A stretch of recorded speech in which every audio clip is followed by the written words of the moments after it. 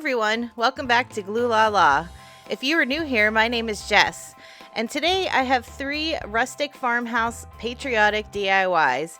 And today's video is also a collab with Jackie from Blessed Beyond Measure, and I'll get more into the details about that later. Alright everyone, let's get started. For the first project, I'm using 2 wall hangings that I found at the Dollar Tree. Now this USA banner had a lot of glitter on it, so I knew I wasn't going to be using that. And this love sign that I found around Valentine's Day, I really like the shape of it, and I like that there's actually notches on the sign, so it really looks like wood slats. And because I was just painting this white anyway, I just used my sanding block to sand off most of those red letters.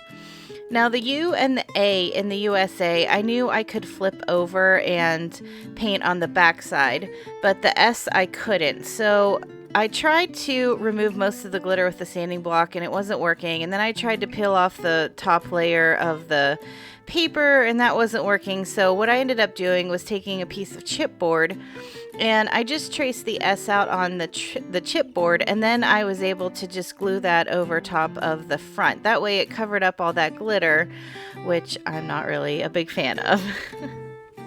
Once I had everything prepped, then I was ready to start painting. And because I sanded off most of the red letters on this board, I only had to give it 1 coat of this chalk paint. And I believe this one is called Lace. Now this isn't my favorite chalk paint. I really love the Waverly, but I had this on hand and I actually liked the shade of white of this one.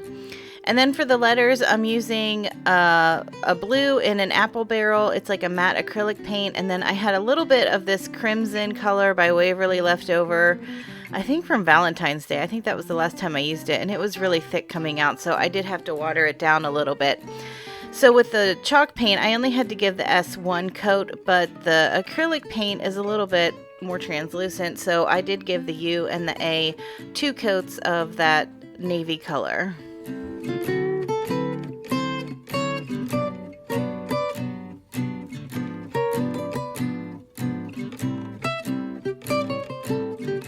After my sign dried, I'm using this elephant color by Waverly, and I'm just doing a quick dry brushing all over the front of the sign, and I kind of concentrated on the edges just a little bit more.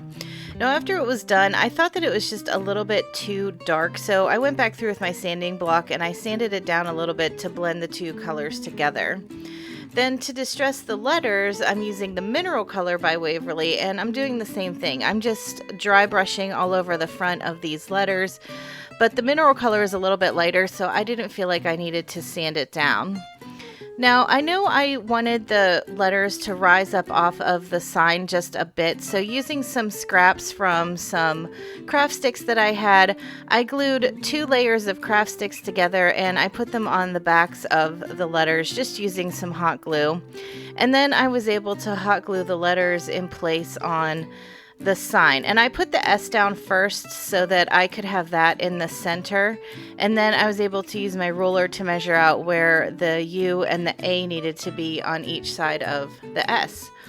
Then to finish off the sign, I measured down about 2 inches on each end, and I just took some thicker jute cord and I wrapped it around probably 5 or 6 times, and then I hot glued it in place on the back, and that's how I finished this sign.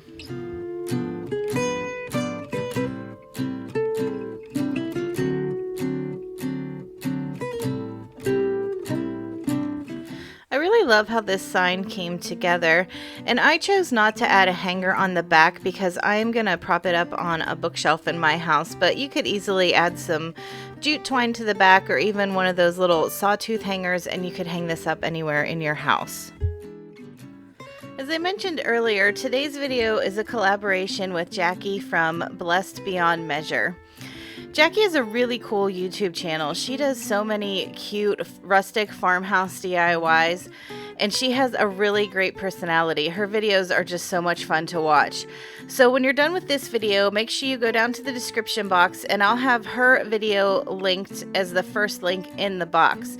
So all you have to do is click on that and hop over to her channel. And if you're coming here from Jackie's channel, welcome. My name's Jess. I'm glad you're here. Thanks for checking out my video. For the second DIY, I'm using one of these bicycle wheel wreath forms that I found at the Dollar Tree. And I'm also going to use some of the white nautical rope, and I found these fake wood letters, or not letters, numbers from Michael's. They were on clearance, I think, for 50 cents a piece. So I was able to grab enough numbers to lay out 1776. I used the red and the blue paint to paint two of each of the numbers, the red and the blue. I hope that makes sense. You can see what I'm doing here. I painted the 1 and the 7 in the red, and then the other 7 and the 6 in the blue. Now, because these are a matte acrylic paint and not a chalk paint, I did have to give these letters each 2 coats of the paint just to get a nice full coverage.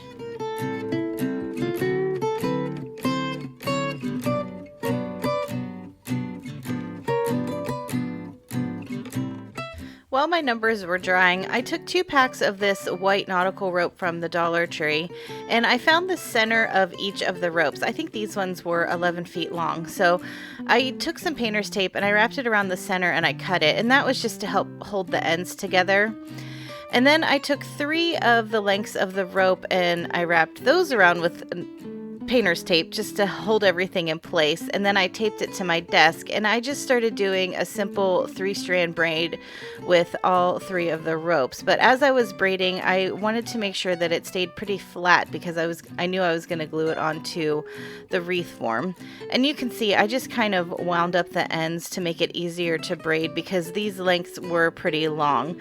So I just took my time and I started braiding, and because each of the ropes is made of 3 strands, it made a really cool looking 3-strand braid. Like, because of the texture it gave it made it look a little bit more complicated than just a regular braid.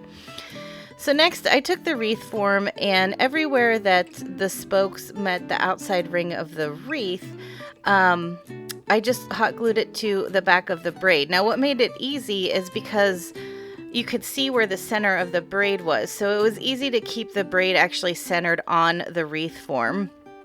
And then once I got the whole way around with the rope, I just cut the excess off and I hot glued one end on top of the other. And I wasn't really worried about the raw edges showing because I knew I was going to cover that up a little bit later.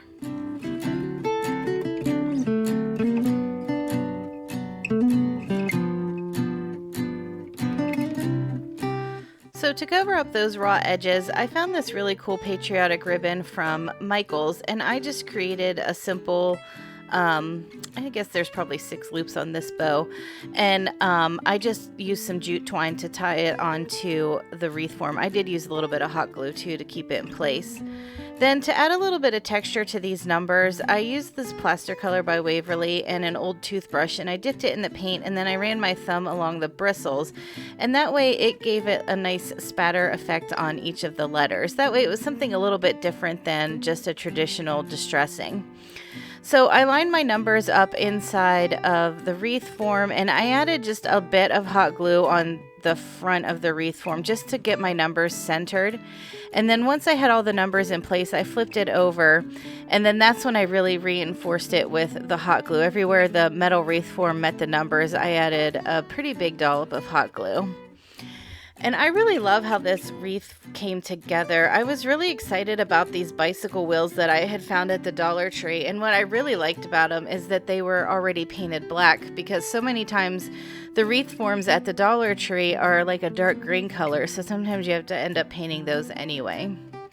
Okay, so for the last project, this is going to be really easy and quick and simple. So I'm just taking a traditional mason jar, and I gave it 2 coats of that lace color chalk paint that I used on the first DIY.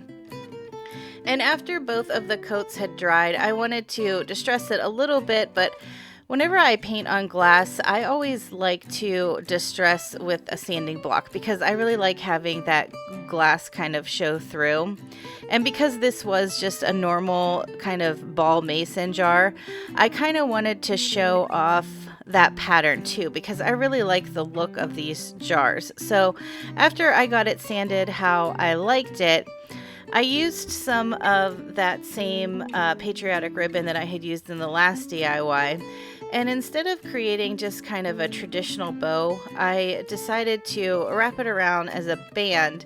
And then in the center here, you can see I kind of accordion pleated it. So I bent it down and then up and then back down again. And then I used a little bit of my thicker jute twine and I wrapped it around the center. That way it kind of gave it a bow look, but it will also expose a lot of the front of that jar. So you can really see that ball mason jar logo, which I love so much. So once I had the center of my ribbon cinched, I hot glued it to the front, and then I was able to flip it over and hot glue the two ends together in the back. And then just to give it a little bit more of a finished look, I glued one end down, and then before I glued the other end down, I just folded the top down just a little bit just to make it look a little bit more finished. And then I did forget to film it, but I did wrap a little bit of jute around the top of the jar too, just to give it a little bit added texture. And then I just added in some of my favorite flowers and a little American flag that I found at the Dollar Tree.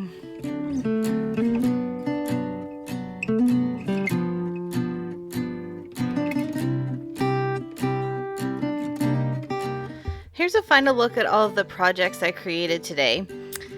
I think my favorite is probably the second one. I really like how that wreath turned out. It's a little bit unconventional, but I think what's really cool about it is if you didn't want to do a patriotic DIY, if you could find those little numbers, you could even do this as maybe a way to display your house numbers. I think that would look really cool too. Let me know in the comments which one is your favorite. All right, everyone, thank you so much for watching. And don't forget, go down in the description box and click the first link because it'll take you over to Jackie's video. And thanks again, Jackie, for collabing with me on this patriotic DIYs. All right, everyone, if you like this video, make sure you give it a thumbs up. Make sure you hit subscribe, ring the bell, do all the things. Have a great week, and I'll talk to you in the next one. Bye.